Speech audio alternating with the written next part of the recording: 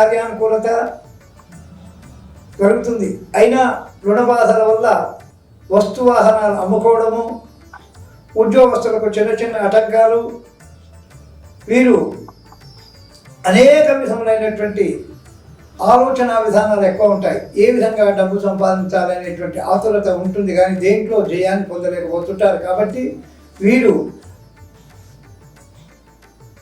మేడి చెట్టు ప్రదక్షిణ చేసినట్టయితే శుక్రగ్రహానికి పారాయణ చేసుకున్నటువంటి వాళ్లకు కాస్త మేలు జరిగేటువంటి అవకాశం ఉంది.